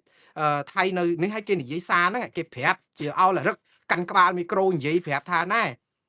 ថៃគឺមិនបាត់ដីណាម្ដុំមកខ្មែរជាដាច់ខាតហើយដីមានតែខ្មែរទេបាត់ទៅថៃយកបានថៃឲ្យគង់វង្សទៀតហើយព្រំដែនកម្ពុជាថៃតនីគឺអត់បើកឡើងវិញនិយាយពីផ្ទះដៃប្រាវហើយយើងស្ងាត់អត់ផ្សាយយើងមកផ្សាយថាយើងបានមកវិញហើយយើងនឹងធ្វើម៉េចធានាយើងតវ៉ាយើងផ្ញើលិខិតជូនដំណឹងយើងបដិសេធយើងមិនទទួលស្គាល់យើងដឹងតែបានមកវិញយើងបានតែយើងហ្នឹងគេព្រំដែនគេប្រាប់មកទៀតថាអត់បើកហើយយើងគ្រាន់តែលឺអញ្ចឹងតិចទៀតព្រំដែនហ្នឹងថែមហ្មងកុំបើក1000ឆ្នាំនឹងយើងទៅទៀតដែរទៅដុតអញ្ចឹងទៀតទៅហើយគេនោះគេបិទអញ្ចឹងទៀតមកហើយឆ្លោះគ្នាទៀតទៅហើយយើងសង្ឃឹមតែចរចាខ្ញុំអត់យល់និយាយទៅខ្ញុំអត់យល់អ្វីដែលកើតឡើងនេះគឺខ្ញុំអត់យល់ហើយកញ្ញាញ់ខួរហ្មងយើងកំពុងតែឆ្លោះគ្នាយើងកំពុងតែបង្កឲ្យមានអារិភាពយើងកំពុងតែរករឿងអត់ប្រយោជន៍អត់ព្រមប្តឹងទៅតុលាការយុត្តិធម៌អន្តរជាតិដែលជាវិធីដ៏ថ្លៃថ្នូរដែលត្រឹមត្រូវហើយមិនថោកជាមួយថៃយើងអត់ធ្វើយើងធ្វើលុនលូនបើថាយើងធ្វើចឹងជាមួយខ្មែរខ្ញុំមិនសូវថាទេខ្មែរយើងនិយាយពីងើបមួយវាយមួយចាប់ពីកាហែងណាទៅជាសាកសពក៏យកមកដែរគឺថាចាប់ដាក់គុកចាប់អីគឺយើងខ្មែរគ្នាឯងដោះលែងអត់មានចាប់ថែមទៅនិយាយបកកាយប៉ុន្តែដល់មួយថៃមកចរចាហើយគេប្រាប់ថាអត់ចាំបន្តិចមកចរចាអត់ចាំចេះសិនឥឡូវមួយខែទៅមួយខែឥឡូវគេទៅដល់នេះគេប្រាប់ថាអត់បើកព្រំដែនឲ្យដីយកបានប្រហែលគឺមានតែខ្មែរបាត់ទៅថៃហ្នឹងគឺថៃគ្រប់គ្រងឲ្យគង់វង្សអត់ឲ្យបាត់មួយឆ្អាមឥឡូវយើងសង្ឃឹមអីគេឥឡូវគេនិយាយចឹងយើងសង្ឃឹមអីគេហើយមិនត្រឹមប៉ុណ្្នឹងទេលោកសីហស័កភួងកេតកែវរដ្ឋមន្ត្រីក្រសួងការបរទេសថៃព្រមមានប្រាប់កម្ពុជាថាឈប់ឲ្យទូលពិតអង្គការសហប្រជាជាតិឬសហគមន៍អន្តរជាតិថាថៃឈ្លានពានកម្ពុជាទៀតបើហ៊ានតែនិយាយដូច្នេះទៀតគឺទំនាក់ទំនងរវាងប្រទេសថៃនិងកម្ពុជាអត់មានល្អទៅវិញកើតទេគឺมันអាចត្រូវគ្នាគេព្រមានយើងអញ្ចឹងទៀតគេព្រមានដោយសារអីលោកកែវឈៀដែលជាតំណាងកម្ពុជានៅអង្គការសហប្រជាជាតិកាលពីម្សិលមិញម្សិលមួយថ្ងៃនៅបារីញូវយ៉កហ្នឹងថ្លែងនៅក្នុងអង្គការសហប្រជាជាតិក្រុមប្រឹក្សាសន្តិសុខអង្គការប្រជាជាតិប្រាប់អំពីថៃឈ្លានពានកម្ពុជា មិនដឹងលើកទីប្រមាណ100ដងហើយដែលលោកកែវឈៀនិយាយបែបហ្នឹងទៅប្រាប់គេថាថៃឈ្លានពានកម្ពុជាថៃធ្វើឲ្យជនភៀសសឹក6សែនអ្នកជាងថៃបំផ្លាញនេះបំផ្លាញនោះបំផ្លាញច្បាប់អន្តររំលោភបំពានច្បាប់អន្តរជាតិដោយចាក់ទឹកលើក្បាលទាបានប្រយោជន៍អីអង្គការសហប្រជាជាតិបើអង្គការក្រុមហ្នឹងគេមិនដែលទាំងមកយកចិត្តទុកដាក់យើងផងចាស់ហេតុអីបានជាធ្វើឲ្យថៃមើលងាយយើងបើយើងប្តឹងទៅតុលាការយុត្តិធម៌អន្តរជាតិព្រមទាំងអន្តរជាតិចង់លោកកែវឈៀនិយាយអីក៏បាច់និយាយដែរនិយាយទៅអីទៀតបើយកផោះតាំងដាក់ទៅតុលាការមិនឲ្យថៃមើលងាយយើងបានផងព្រោះយើងឥឡូវយើងធ្វើឲ្យគេមើលងាយយើងទី1គឺយើងនិយាយដដែលនិយាយប្រាប់ទៅចិញ្ចាំងស្ដាប់ឮមែនអង្គការសហជីវជាតិហ្នឹងមានអាមេរិកនៅក្នុងហ្នឹងចាំវេតូបានមានចិននៅក្នុងហ្នឹងដែលអត់ព្រមចិនចាក់ខ្សែប្រលេះដៃខ្មែរពេលដែលមានសង្គ្រាមជាមួយថៃទៅធ្វើសម្ពយុទ្ធយោធាជាមួយថៃរកស៊ីចំណេញពីខ្មែរមកកណោយើងអោបជើងចិនគ្រប់រឿងដល់ពេលមានរឿងដែនអធិបតេយ្យប្រលេះដៃខ្មែរធ្វើសម្ពយុទ្ធយោធាហើយទៅប្រាប់ថានៅកដាលអត់តកោលទោសថៃហើយចិនហ្នឹងក៏ជាសមាជិករបស់ក្រុមប្រឹក្សាសន្តិសុខអង្គការសហប្រជាជាតិនៅខាងថៃដែរអាមេរិកនៅខាងថៃហើយនៅក្នុងក្រុមប្រឹក្សាសន្តិសុខអង្គការសហប្រជាជាតិសមាជិកគេតែមានតែប្រទេសមួយវេតូអង្គការសហជាតិសម្រេចអីក៏អត់ចេញសូម្បីតែសម្រេចថាចាត់ការកោលទោសថៃឬក៏អីអត់មានទាំងអស់គឺទុកឲ្យខ្មែរថៃដោះស្រាយគ្នាឯងរួចទៅយើងទៅប្រាប់គេទៀតគេប្រាប់ថាថៃខ្មែរដោះស្រាយគ្នាឯងយើងលោកកៅជាទៅប្រាប់ថាគេរំលោភបំពានតាតុលាការអន្តរជាតិ ICC និងព្រំប្រទានអន្តរជាតិយុត្តិធម៌អន្តរជាតិ ICJ ក្រៀមផ្អឹសនឹងអង្គុយចាំបណ្ដឹងខ្មែរអត់បណ្ដឹងដាក់មួយតាំងពីស្អីគេថ្ងៃទី15ខែមិថុនាឆ្នាំ2025ជាលិខិតជូនដំណឹងមិនមែនបណ្ដឹងទៀត ICJ អត់ដែលបានទទួលសោះឥឡូវវាយគ្នាពីប្រាក់អត់មានបណ្ដឹងអីនៅតែជជែកទៅក្បែរលបងគេបាញ់ទៅក្បែរលបងគេមើងងាយយើងទៅរាយការណ៍នៅអង្គការសហប្រជាជាតិមិនត្រឹមគេមើងងាយឥឡូវគេពមៀនទៀតរដ្ឋមន្ត្រីក្រសួងការបរទេសថៃសៀស័កភួងគេកែវប្រាប់ថាហ៊ានតាទូពិតចឹងទៀតគឺលែងត្រូវគ្នាឃើញគេមើងងាយយើងឯងបងប្អូនអត់មានរឿងថៃណាមកគម្រាមកម្ពុជាពមៀនកម្ពុជារឿងនិយាយអីពីរឿងតែអធិបតេយ្យខ្មែរទេតែសំខាន់យើងវានិយាយអត់ត្រូវរឿងអត់ត្រូវកន្លែងយើងអត់ត្រូវរមាស់ចឹងបានថៃគេមើងងាយយើងបើយើងដាក់ប្តឹងទៅតុលាការយុត្តិធម៌អន្តរជាតិឬព្រមទាំងអន្តរជាតិដូចខ្ញុំនិយាយចឹងនាំគ្នាទៅជប់លៀងហូបសាច់អាំងមឹកអាំងនិងផឹកទឹកដូងនៅអូជាទៀលឬក៏កោះកងថ្មីកោះរងឯណាទៅវាអើងហើយឲ្យតុលាការគេចាត់ការទៅវាចប់បាត់ទៅហើយព្រោះព្រំដែនហ្នឹងឯងរំកិលពេលណាទៀតក៏ខ្ញុំលែងទទួលស្គាល់ដែរព្រោះតុលាការគេកាត់ទៅតែយើងអត់យើងនៅតែអញ្ចឹងឲ្យទៅថៃមានបញ្ហាជាមួយយើងរហូតឥឡូវគេនិយាយចឹងអនុទិនច័ន្ទវរៈគោលនិយាយចឹងប្រជាពលរដ្ឋថៃទះដៃប្រាវគេអឲ្យតែបាត់ព្រំដែនបាត់ព្រំដែនដែលមានដំណោះស្រាយណាខ្ញុំបានប្រាប់ឲ្យតែដំណោះស្រាយព្រំដែនចាប់ផ្ដើមពីការបើកព្រំដែនទៅមុនគឺត្រូវបើកព្រមគ្នាទៀតបើកម្ពុជាប្រកាន់ចំហថាអត់ទេថៃបិទមុនត្រូវតែបើកមុនវាអត់មានដំណោះស្រាយទេវាត្រូវតែមានសម្បទានជាការពិតហើយយើងត្រូវតែទាថៃឲ្យសងសំណងការខូចខាតប៉ុន្តែបើយើងអត់ប្តឹងទៅតុលាការយុត្តិធម៌អន្តរជាតិព្រមអន្តរជាតិអត់មានទាថៃទៅសងអីបានទេហើយបើជ្រុលយើងអត់បានទាថៃឲ្យសងអីដោយសារការអត់ប្តឹងហេតុអីក៏យើងមិនរកផ្លូវចិត្តគ្នាដើម្បីឲ្យព្រំដែនហ្នឹងបើកព្រមគ្នាអញ្ចឹងទៅយើងមកខាងថា500ឆ្នាំទៀតបានបើកឥឡូវគេប្រាប់ថាអត់បើកជារៀងរហូតហើយបើព្រំដែនអត់បើកបានន័យថាវាចប់បងប្អូនខ្មែរយើងច្រើនណាស់ថាបិទឲ្យស្រឡះទៅបងប្អូនកុំជ្រុលនិយមព្រំដែនខ្មែរថៃជាការពិតឲ្យថៃខុសរឿងបិទព្រំដែនមុនប៉ុន្តែម៉ោងនេះណាគឺថៃខុសមែនតែថៃខូចមែនតែថៃចំណេញដីយើង60កន្លែងជាងយើងត្រូវចាំរឿងហ្នឹងយើងថៃបើគេយកដីយើងបាននេះហើយគឺយើងត្រូវតែធ្វើឲ្យថៃដាច់ខ្យល់ងាប់ដោយការបិទព្រំដែនអត់មានតែដាច់ខ្យល់ងាប់ថៃឯណាទេដាច់ខ្យល់ងាប់ប្រជាប្រដ្ឋព្រំដែនទាំងថៃទាំងខ្មែររងគ្រោះទាំងអស់គ្នាអត់មានអីណាងាប់តែថៃទេខ្មែរយើងក៏ពិបាកដែរអ្នករស់ស៊ីនៅផ្សារលងឃ្លឿផ្សារអីថៃក៏ពិបាកខ្មែរក៏ពិបាកប៉ុន្តែអត់ចំណេញអីទេអត់ចំណេញត្រង់ថាអីគឺអាព្រំដែនហ្នឹងគឺជាការខិតជិតចូលគ្នានៅក្នុងការទៅរកការចរចាអញ្ចឹងយើងត្រូវតែរកវិធីមួយបើជ្រុលមិនប្តឹងគេទាសំណងគឺយើងត្រូវចរចាឲ្យបើកព្រំដែនព្រមគ្នាហើយកុំប្រាប់តែគេបើកមុនយើងបើកក្រោយព្រោះបើយើងចង់ឲ្យគេបើកមុនបើកក្រោយតើយើងដាក់លក្ខខណ្ឌឲ្យគេសងនេះសងនោះឡាអត់ដែលប្តឹងគេឲ្យសងអីផងហ្នឹងយើងគ្រាន់តែតវ៉ាហ្នឹងដូច្នេះវាអត់មានអីត្រូវប្តឹងផ្ដាល់គេផងហេតុអីបានជានៅបាត់ព្រំដែននឹងរហូតទៀតដល់ពេលឥឡូវយើងយកអាហ្នឹងគឺជាឧបសគ្គថៃគេថាបិទមកយកទៀតទៅឥឡូវគឺបានន័យថាយើងទាល់ច្រកហើយនៅពេលដែលទាល់ច្រកជាមួយកម្ពុជាទុកព្រំដែនម្លែកក្លុកប្រទេសក្នុងផ្លាស់ប្ដូរស្ថានភាពឲ្យបងប្អូនមកវល់រឿងឆបោកអនឡាញថាយុទ្ធនាការកម្ពុជាមានកំពុងតែធ្វើកក្រើកឃើញនយោបាយហើយចាំមើលបងប្អូនបើខ្ញុំថាខុសចាំមើលនៅពេលដែលកំពុងតែធ្វើស្អំចិត្តប្រជាពលរដ្ឋឲ្យកុំឲ្យឈឺចាប់នឹងការបាត់ដីទៅថៃច្រើនពេក ចាប់ផ្ដើមប្រជាពលរដ្ឋចាប់ឃើញអាការឆបោកអនឡាញអាចមិនមានដុំកពួនអីមិនមានអីភ្ញាក់ផ្អើលព្រោះប្រជាពលរដ្ឋខ្មែរទូទៅដូចជាមិនសូវបានផលអីពីរឿងឆបោកអនឡាញឬក៏អីហ្នឹងណាអ្នកជួលផ្ទះជួលអាគារអីហ្នឹងបានលុយឬក៏អ្នកដែលរដឹកភ្ញៀវដឹកអីហ្នឹងបានពីចិនពីអីហ្នឹងបានខ្លះអីហ្នឹងប៉ុន្តែវាមិនជាបាត់បង់អីធំដុំអីខ្លាំងប្រហែលទេនៅពេលដែលអស់អាបញ្ហាហ្នឹងទៅបញ្ហាសំខាន់គឺស្អំចិត្តប្រជាពលរដ្ឋបន្តិចទៀតមានរឿងអីធំមួយទៀតហើយហើយរឿងធំហ្នឹងគឺជួនកាលតេស្រាប់មិនដឹងគាត់យល់សពអីមិនទៅដោះលែងលោកកម្មសខាអីឬក៏បទូបថយទោសអីអញ្ចឹងឬក៏អនុគ្រោះអីអញ្ចឹងឲ្យគាត់មានសិទ្ធិធ្វើនយោបាយឬក៏លែងឲ្យជាប់គុកក្នុងផ្ទះអីលាក់នឹងលាក់ទៅដើម្បីបទូខ្សែហ្នឹងអញ្ចឹងយកគាត់ជាចំណាប់ខ្លាំងមួយដើម្បីដោះដូរអានយោបាយដើម្បីឲ្យប្រជាពលរដ្ឋហ្នឹងចាប់ផ្ដើមខ្សាកបន្តិចទៅប៉ុន្តែបើនិយាយពីរឿងលោកកម្មសខាបើសិនជាដោះលែងគាត់ឬក៏ឲ្យគាត់មានសេរីភាពអីឡើងវិញណាគឺខ្ញុំពិតជាអបអរសាទរបើទោះជារដ្ឋាភិបាលធ្វើខុសមហិមាប៉ុណ្ណាក៏ដោយខ្ញុំនៅតែគិតថាជារឿងត្រឹមត្រូវបំផុតដែលត្រូវធ្វើនៅពេលនេះព្រោះហ្នឹងហើយបោកប្រជាពលរដ្ឋដើម្បីឲ្យស្អំចិត្តអីយ៉ាងណាប៉ុន្តែចំណេញបានធំមួយគឺលោកកម្មសខាក៏នៅក្រៅឃុំបានមានសេរីភាពឡើងវិញបានទៅជួបម្ដាយចាស់ជរាដែលកំពុងតែភ្លឹកដែលគេឲ្យធွာផងហើយក៏ធ្វើឲ្យមុខមាត់ប្រទេសកម្ពុជានឹងចាប់ផ្ដើមប្រែពណ៌យើងប្រយុទ្ធប្រឆាំងការជួឆបោកអនឡាញបន្តិចទៅយើងឲ្យស្ថានភាពប្រជាធិបតេយ្យនឹងរៀងប្រែពណ៌បន្តិចទៅចង់ប្រជាពលរដ្ឋដែលអស់សង្ឃឹមហ្នឹងក៏មានសង្ឃឹមខ្លះវិញដែរអាចនឹងថាខឹងរដ្ឋាភិបាលខ្លាំងមែនតើប៉ុន្តែបើគេបធូរឲ្យចង់បន្ថយតាមចិត្តនឹងឲ្យខ្សាបន្តិចទៅគឺជារឿងល្អទេប៉ុន្តែនេះគឺជាល្បិចនយោបាយរបស់ថ្នាក់ដឹកនាំគេនឹងធ្វើរឿងនឹងចាក់ជាមិនខានដោយយថាហេតុណាមួយប៉ុន្តែឥឡូវចូលដល់រឿងមួយទៀតបងប្អូនតកតងនឹងរឿង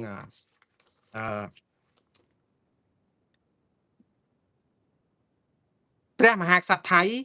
ផ្ញើលិខិតត្រេកអរចំពោះដំណឹងធូរគ្រាន់ពីព្រះរាជរោគរបស់ព្រះមហាក្សត្រខ្មែរនាំគ្នាធ្វើបេក្ខការផលិតផលថៃទៅនាំគ្នាបន់ឲ្យថៃបិទព្រំដែនមួយជីវិតទៀតទៅនាំគ្នាធ្វើអីទៀតទៅខ្ញុំសរសើរអំពីលិខិតប្រជុតម៉ាយព្រះលិខិតរបស់ព្រះមហាក្សត្រទាំងពីរអង្គនេះណាព្រោះយើងជាជាតិសាសន៍នៅចិត្តគ្នាបែបនេះគឺយើងឆ្លោះគ្នាតែរឿងគំនិតទុច្ចរិតនយោបាយបានហើយ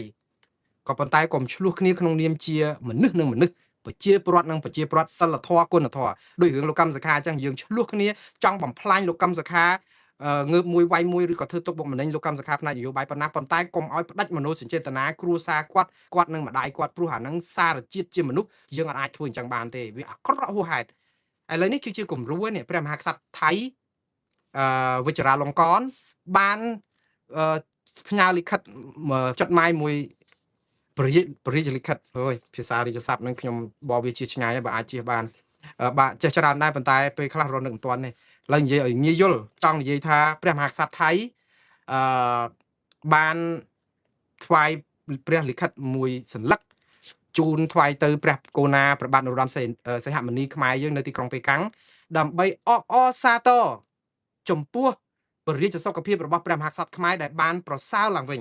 នេះគឺជាព្រះរាជលិខិតរបស់ព្រះមហាក្សត្រថៃវិជ្ជរាលង្កនលោកបានមាននៅសេចក្តីនៅក្នុងសម្បត្តិនេះមានដូចតទៅតាមពិតជាខួបនៃព្រះរាជដូចថាចូល birthday របស់ព្រះមហាក្សត្រខ្មែរលោកបជនចម្រើនបជនរបស់ព្រះមហាក្សត្រខ្មែរនោះគឺជាឱកាសហ្នឹងដែលព្រះមហាក្សត្រថៃថាជាឱកាសដ៏មហោឡារិកនេះគឺក្នុងនាមជាព្រះមហាក្សត្រថៃគឺតំណាងឲ្យប្រជាពលរដ្ឋថៃគឺសូម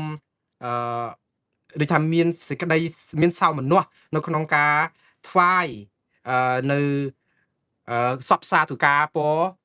វរមហាប្រសើរចូលមានដល់ព្រះមហាក្សត្រខ្មែរអង្គនេះហើយក៏បាន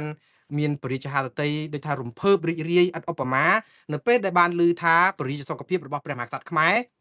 បានប្រសើរធូរគ្រាន់ពីការសម្រាកពីបរិយារោគដែលព្រះមហាក្សត្រខ្មែរដែលកំពុងតែសម្រាកព្យាបាលបរិយារោគនៅឯទីក្រុងប៉េកាំងប្រទេសចិននោះហើយក៏សូមបន់ស្រន់បួងសួងសូមឲ្យបរិយាសុខភាពរបស់ព្រះមហាក្សត្រខ្មែរនឹងបានប្រសើរនឹងជាសះស្បើយឆាប់ដើម្បីយាងទៅគង់ប្រថាប់ជាមលុបតចតជុំសម្រាប់ប្រជារាស្ត្រខ្មែរនៅប្រទេសកម្ពុជាផងនេះគឺជាសាររបស់ព្រះមហាក្សត្រថៃវិជ្ជរាលង្កនឥឡូវព្រះមហាក្សត្រខ្មែរលោកតបទៅវិញយ៉ាងម៉េចនៅថ្ងៃទី22ខែឧសភាឆ្នាំ2026ហើយតាម Facebook របស់ព្រះបរមរាជវាំងហ្នឹងគឺបានសរសេរទៅចេះវិញថាថ្វាយជូនព្រះមហាក្សត្រថៃអរគុណចំពោះចង់និយាយថាថ្លៃអំណរគុណចំពោះ ព្រះរាជលិខិតរបស់ព្រះមហាក្សត្រថៃដែលព្រះមហាក្សត្រខ្មែរព្រះអង្គលោកថាបានទទួលនៅឯមន្ទីរពេទ្យក្រុងប៉េកាំងដែលលោកកំពុងតែគង់សម្រាប់ព្យាបាលព្រះរាជរោគក្រោយពីមានការវះកាត់រួចហើយថាលិខិតចดหมายរបស់ព្រះមហាក្សត្រថៃនេះគឺពិតជាធ្វើឲ្យព្រះអង្គរំភើបក្រៃលែងដែលបានទទួលលិខិតបែបនេះហើយព្រះអង្គក៏សពព្រះរាជហឫទ័យដឹងគុណថ្លែងអំណរគុណយ៉ាងជ្រាលជ្រៅចំពោះការបួងសួងជូនពរសពសាធុការថ្វាយពពរជូន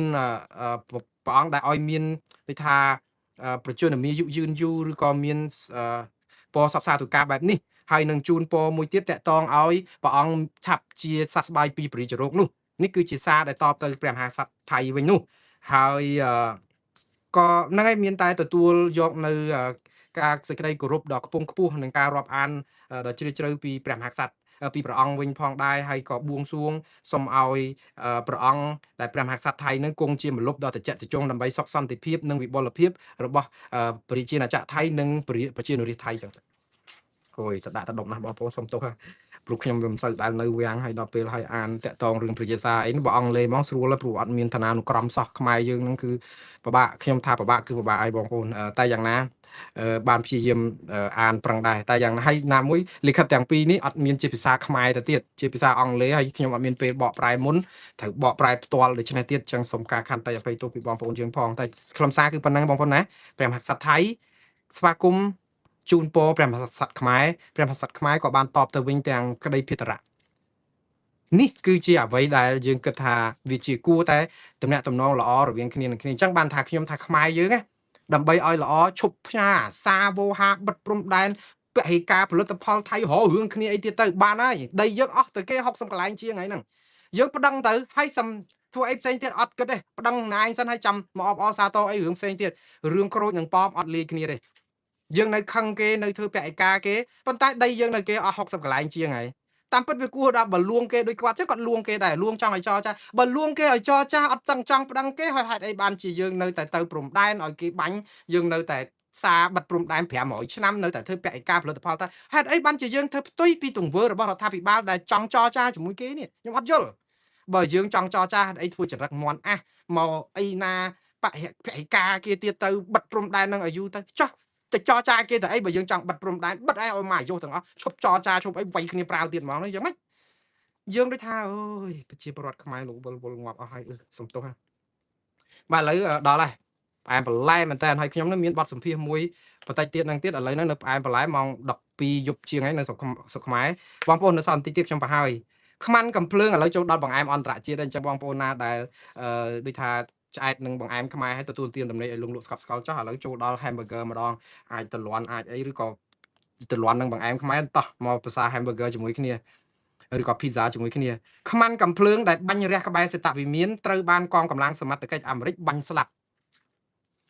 សេតវិមានយើងនេះក៏ដែរបងប្អូនអើយមានបញ្ហាកើតឡើងជាប្រចាំហើយអាថ្ងៃដែលម្សិលមិញនេះគឺពេលដែលមានការបាញ់បោះនៅសេតវិមាននេះលោកត្រាំនៅក្នុងហ្នឹងណាបងប្អូនលោកត្រាំនៅក្នុងសេតវិមានគឺកំពុងប្រជុំការងារអីទៅប៉ុន្តែសេតវិមានគឺជាកំផែងដ៏រឹងមាំមានសុវត្ថិភាពណាស់ការបាញ់បោះនេះគឺកើតឡើងនៅក្រៅទេនៅខាងផ្លូវ17ឯណាឆ្ងាយពីសេតវិមានដែរគាត់ថានៅក្នុងសេតវិមានឮក៏ភ្លើងបាញ់ឡើងប្រាវអ្នកសារព័ត៌មានរត់ចែកជើងគ្នាព្រឹត្តិការណ៍នេះកើតឡើងនៅឯក្បែរសេតវិមានដែលធ្វើឲ្យអ្នកដើរតាមដងផ្លូវម្នាក់រងរបួសហើយឥឡូវនេះគឺខ្មាន់កំភ្លើងនេះគឺត្រូវបានសមត្ថកិច្ចសម្ងាត់របស់អាមេរិកបាញ់ស្លាប់អត់ទៅហើយដោយសារតែគាត់បាញ់តដៃគ្នាតម្រង់ទៅសមត្ថកិច្ចដែរតែសមត្ថកិច្ចអត់របួសទេរបួសតែប្រជាពលរដ្ឋស៊ីវិលម្នាក់ហើយជននេះស្លាប់ហើយគាត់អាយុ21ឆ្នាំឈ្មោះថា Nashia Best តាមពិតគាត់ធ្លាប់មានប្រវត្តិកើតជំងឺរោគចិត្តឬក៏សរសៃប្រសាទអីដែរតែយ៉ាងណាគាត់ក៏បានស្លាប់ទៅចប់រឿងត្រឹមប៉ុណ្ណឹងហើយការបាញ់បោះនេះគឺកើតឡើងក៏អត់ដឹងថាបុព្វហេតុគាត់ចង់បាញ់អីដែរបើមិនជាគាត់ធ្លាប់មានរោងចិត្តអត់មានអីឆ្ងល់ទេហើយណាមួយលោកត្រាំហ្នឹងក៏ជាដូចថាមនុស្សនៅសហរដ្ឋអាមេរិកហ្នឹងមានអ្នកមួយចំនួនហ្នឹងក៏ចេះតែថ្នាក់នឹងគាត់រស្លាប់គាត់ហ្នឹងប្រហែលសារហ្នឹង3 4ដងហើយហ្នឹងហើយឥឡូវនេះគឺយើងឃើញហើយបាញ់គ្នានៅកន្លែងពិធីញ៉ាំអាហារពេលល្ងាចសម្រាប់ក្លឹបអ្នកកសែតអាមេរិកហ្នឹងឃើញតែប្រហែលមួយខែមុនហ្នឹងនៅក្នុងសន្តាគារមួយដែលលោកត្រាំទៅឃើញជនដៃដល់ចូលទៅបាញ់ប្រាវតាមកាត់អាប៉ុស ត្រួតពិនិត្យសន្តិសុខអីតែគេចាប់តាន់អីតាន់ទៅក៏ចាប់ឥឡូវរឿងនេះកើតឡើងទៀតតែយ៉ាងណាម្នាក់មានសុវត្ថិភាពលើកលែងតែជនក៏ខ្មាន់កំភ្លើងត្រូវគេបាញ់ស្លាប់និងរបួសម្នាក់នេះគឺមិនជាធ្ងន់អីទេបាទចឹងខ្ញុំស្លេះរឿងនេះត្រឹមប៉ុណ្ណឹងទី2គឺតកតងនឹងរឿងរុស្លោកត្រាំអះអាងថាកិច្ចព្រមព្រៀងសន្តិភាពជាមួយអ៊ីរ៉ង់នឹងចេញជារូបរាងឆាប់គាត់ថាតែចឹង លោកត្រាំថាតែចឹងមួយជាអ៊ីរ៉ង់នឹងពិបាកដែរប៉ុន្តែម្ដងនេះមើលទៅប្រហែលជាគៀកមែនតើហើយព្រោះអីលោកត្រាំគាត់សរសេរសារនៅលើបណ្ដាញសង្គម Facebook គាត់ថានៅក្នុង social គាត់ថាឥឡូវគៀកមែនតើហើយព្រោះអីសំណើដែលអ៊ីរ៉ង់ដាក់មកហ្នឹងគឺអាចជជែកគ្នាបានគាត់នៅចង់បង្ហើយបន្តិចទៀតហើយនឹងផ្សព្វផ្សាយឲ្យដឹងជាទូទៅប៉ុន្តែខាងអ៊ីរ៉ង់នោះក៏គេទទួលស្គាល់ថាពិតជាបានដាក់អនុសារណៈមួយនៃការយោគយល់គ្នាស្នើឲ្យអាមេរិកយកទៅពិនិត្យឥឡូវអាមេរិកគេថាពិនិត្យទៅគឺឃើញមានចំណុចត្រូវគ្នាអាចជជែកគ្នាបានតែសំខាន់គឺរឿងពីរដែលសំខាន់ដែលលោកត្រាំថាអាចជជែកគ្នាបានគឺរឿងបរិមាណូហើយនឹងរឿងបើកច្រកហ័រមូសពេញលេញឡើងវិញហើយចំណុចពីរនេះគឺគេនឹងធ្វើឲ្យអ៊ីរ៉ង់មែនតើចង់ឲ្យបញ្ចប់សង្គ្រាមនឹងឲ្យឆាប់តាមដែលអាចធ្វើទៅបានរឿងបើកច្រកហ័រមូសអត់អីទេតែរឿងចរចាពុតបរិមាណូអ៊ីរ៉ង់គេថាចរចារឿងផ្អាករឿងមិនបាយហ្នឹងចាំទុកឲ្យមានបទឈប់បាញ់ឬកញ្ចប់សង្គ្រាមនេះបាន30ទៅ60ថ្ងៃគ្នាសិនសំចែកទៀតក៏បានដែរឲ្យស្ថានភាពធូរបន្តិចតែអាមេរិកឥឡូវនេះគឺមិនដឹងថាយ៉ាងម៉េចបានគាត់ថាមានចំណុចវិជ្ជមានអាចចេញបិទបញ្ចប់សង្គ្រាមនឹងឆាប់យើងចាំមើលតទៅទៀតបងប្អូនគាត់ថាឆាប់ម្ដងគាត់ថាត្រៀមនឹងវាយអីចឹងទៀតទៅតិចដាក់សម្ពាធរហូតដែរបាទតែយ៉ាងណាបងប្អូនជាដំណឹងល្អដែរបើឲ្យឆាប់ទៅឲ្យប្រេងសាំងប្រេងអីចុះថ្លៃទៅវេទនាដល់ប្រជាពលរដ្ឋពេញពិភពលោកដោយទាំងនៅស្រុកខ្មែរដែរបន្ទាប់ទៀតគឺរុស្ស៊ីបើការវាយប្រហារទ្រង់ទ្រាយធំលើរដ្ឋធានីអ៊ុយក្រែនរុស្ស៊ីហ្នឹងគឺអើយវាយអ៊ុយក្រែនមិនឈ្នះកន្លែងតំបន់ដនបាសហ្នឹងគឺទៅអង្គលកើមដូចខ្យល់អញ្ចឹងទៅមុខអត់រួចទេអ៊ីរ៉ង់អ៊ុយក្រែនទម្លាក់គ្រាប់ទៅវិញរហូតប្រហែលថ្ងៃនេះអ៊ុយក្រែនទម្លាក់គ្រាប់រហូតទៅដល់ជ្រៅជិតដល់ទីក្រុងណែដល់វិមានកម្លាំងរបស់រុស្ស៊ីដល់រដ្ឋធានីរុស្ស៊ីណាពលានយន្តហោះមួយធំហ្នឹងណាដើម្បីពមៀនរុស្ស៊ីស្រាប់តែថ្ងៃនេះយប់ម្សិលគឺយប់ថ្ងៃសៅរ៍ដាក់ឯងមកក្តាំងធំហ្មងរុស្ស៊ីលេងហ្មងគឺមានកំភ្លើងដែលបាញ់មកគឺមានមីស៊ីល55គ្រាប់មីស៊ីល drone 549 drone មកទម្លាក់គ្រាប់ហើយអាមីស៊ីល55មីស៊ីលហ្នឹងគឺជាមីស៊ីលលឿនជាងលបឿន10ដងលឿនជាងសម្លេងលបឿនលឿនជាងសម្លេង10ដងដែលអ៊ុយក្រែនថាចាប់អត់បានចាប់បានតែ drone ទេ drone ចាប់បានទាំងអស់គឺតាមពិត sorry មីស៊ីលរបស់អ៊ីរ៉ង់របស់អ៊ុយក្រែនបាញ់ទៅគឺ90គ្រាប់អ៊ីរ៉ង់និយាយអ៊ីរ៉ង់រុស្ស៊ីបាញ់មីស៊ីល90គ្រាប់អ៊ុយក្រែនចាប់បាន55គ្រាប់អញ្ចឹងនៅសល់35គ្រាប់ទៀតគឺធ្លាក់ប៉ះចំស្លាប់មនុស្សតិចទីអាគារនៅទីក្រុងគៀវនឹងមួយកណ្ដងហើយតែ drone វិញគឺចាប់បានដល់ទៅ400សម្រាប់549គ្រឿងក្នុងចំណោម600គ្រឿងអញ្ចឹងបានន័យថាបាញ់ធ្លាក់អត់ធ្លាក់តែ41គ្រឿងទេ51គ្រឿងបាញ់ធ្លាក់ជាង99%ច្រើនមែនតើអញ្ចឹងខ្លាំងដែរបាទតែយ៉ាងណាគឺទីតាំងដែលរុស្ស៊ីវាយប្រហារយប់មិញយប់ថ្ងៃសៅរ៍ហ្នឹងគឺ50ទីតាំងហើយលោកសេឡិនស្គីក៏ថាភ័ព្វវាសនារបស់ពូទីនហ្នឹងគឺមិនផុតពីអ៊ុយក្រែនវាយតបទៅវិញដែលមិនប្រដាក់ដៃដែរព្រោះអីអ៊ុយក្រែនថានឹងមិនចោះញោមឬក៏សញ្ញេឲ្យអ៊ុយក្រែនឲ្យរុស្ស៊ីទៅនៅកន្លែងណាកន្លែងហ្នឹងដាច់ខាតបាទនេះគឺជាសាររបស់Vladimir សំទោស Zelensky ហើយសហគមន៍អន្តរជាតិគេកោតទោសរុស្ស៊ីគ្រប់គ្នាយើងរុស្ស៊ីអ៊ុយក្រែនហ្នឹងគាត់មានភ័ព្វវាសនារឿងសហគមន៍អន្តរជាតិគេជួយឈឺឆ្អាលទោះឲ្យវាយទៀតតែប៉ុន្តែគេជួយកាភ្លើងតែនៅខ្មែរយើងពេលឆ្លោះគ្នាមួយថៃអត់មានសហគមន៍អន្តរជាតិណានៅខាងខ្មែរមួយសោះបាទឥឡូវព័ត៌មានចុងក្រោយគឺរឿងមេដឹកនាំរុស្ស៊ីលោក Vladimir Putin នេះកាន់តែឯកោសូម្បីតែក្នុងចំណោមជួបបករបស់ខ្លួនថ្ងៃនេះគឺសារព័ត៌មានល្បីដូចជា The Guardian ឬក៏សារព័ត៌មានអន្តរជាតិផ្សេងៗទៀតហ្នឹងគេយកមកចុះផ្សាយអំពីការស្ទង់មតិក្នុងចំណោមជួរថ្នាក់ដឹកនាំរបស់រុស្ស៊ីដែលជារបបផ្ដាច់ការកុម្មុយនីសនេះណាគឺថាមនុស្សនៅក្បែរលោក Vladimir Putin ចាប់ផ្ដើមផ្ដាច់ខ្លួនចេញពីលោកពូទីនធ្វើឲ្យគាត់ឯកោហើយអញ្ចឹងគាត់ចាប់ផ្ដើមមនុស្សនៅក្នុងជួរបកក៏លែងរាប់រកគាត់ច្រើនដែរដោយសារអីដោយសារតែនយោបាយធ្វើសង្គ្រាមមួយអ៊ុយក្រែនហើយឥឡូវទាហានរុស្ស៊ីក៏ស្លាប់ច្រើនសេដ្ឋកិច្ចក៏ធ្លាក់ចុះហើយសហគមន៍អន្តរជាតិក៏កោតទោសអញ្ចឹងប្រជាប្រិយរបស់លោក Vladimir Putin ហ្នឹងគឺបាក់មុខមែនតើហើយដោយសារតែក្នុងនេះគឺប្រហែលជាប្រហែលខែដែលគាត់លាក់ខ្លួននៅតែក្នុងផ្ទះទេណាលោកពូទីនហ្នឹងក៏អត់ចេញទេទើបចេញថ្មីនេះទៅយកកម្រងផ្កាទៅជូនមិត្តភ័ក្តិសម័យឬក៏គ្រូបរិញ្ញាគាត់ដែលរៀនយូរឆ្នាំហើយដើម្បីគាត់ឲ្យឃើញថាគាត់រវល់ប៉ុន្តែគាត់ខ្លាចជាមនុស្សឯកោហើយដោយសារតែផ្ទៃក្នុងរបស់គាត់ក៏បែកបាក់ត្រង់ន័យថា សង្គ្រាមជាមួយអ៊ុយក្រែនយូរៗទៅរុស្ស៊ីកាន់តែរិចទៅអ៊ុយក្រែនក៏គេកាន់តែផលិតជ្រួចឬក៏